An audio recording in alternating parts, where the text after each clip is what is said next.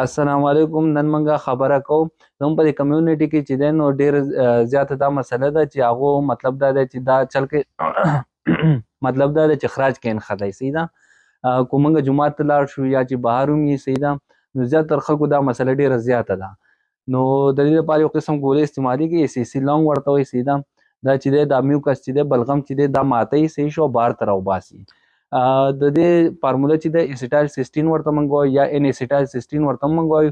اصل کې چې دا موږ پیناډول ګولۍ ډېرې زیاتې وخورو، 10 ګرام نه سیوا د ورځې استعمال کړو صحیح شو، نو د هغې د مطلب د انټي ډاټ استعمال کړي، د هغې خلاف چې دی نو بیا کار کوي. مطلب دا دی چې د هغې هغه ټاکسیسټي چې ده هغه زهر چې دی نو هغه ختموي.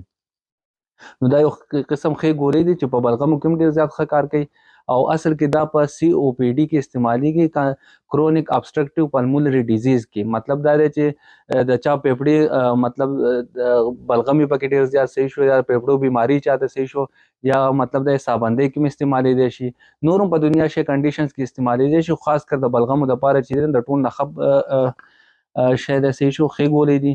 دا تاسو راغستی شئ، په پاکستان کې هم اویلیبل دي. د دې ډوزیج داسې دی چې 2 ټایمه اپیرویسنټ ګولۍ دي، مطلب دا په ګلاس اوبو کې بال کوئ او څکئ به، ډایرکټ به دا نه استعمالوئ. دا په ګلاس اوبو کې به 2 ټایمه روټۍ نه پس تاسو استعمالولی شئ، یا مخکې هم استعمالولی شئ.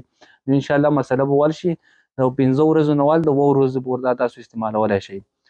د دې سایډ افیکټ کې چې دی نو خارښ راځي صحیح ده، یا رني نوز راځي. مطلب دا دی چې کله پوزه ډېر زیات بهیږي، یا د خوړو نه پس صحیح شو، یا ډېر زیات دستونه کېږي صحیح ده، ډایریا چې موږ څه ته وایو، یا چې د ومیټنګ ډېر زیات وشي، فرض کړه الټۍ ډېر زیاتې وشي، نو بیا بالکل مه استعمالوئ صحیح شو، ځکه چې د دې سایډ افیکټ دغه کیدی شي. خو که نه دا مسلې نه کوي صحیح شو، دا تاسو استعمال کوئ 5 ورځو نه واله د 2 ورځو پورې انشاءالله فایده به درکړي. او د دې نه علاوه ستاسو دا مسله به انشاءالله حل شي. اسپیشلی دا په مرۍ کې چې کوم بلغم نښتې مخکیني، یا په پیپړو کې چې کوم مخکیني بلغم نښتې، نو انشاءالله دا مسله به حل شي. د دې نه علاوه چې ستاسو څه قسمه کوېسچن تاسو موږ ته میسج کولی شئ، یا په انسټاګرام باندې فالو کولی شئ. مننه، السلام علیکم.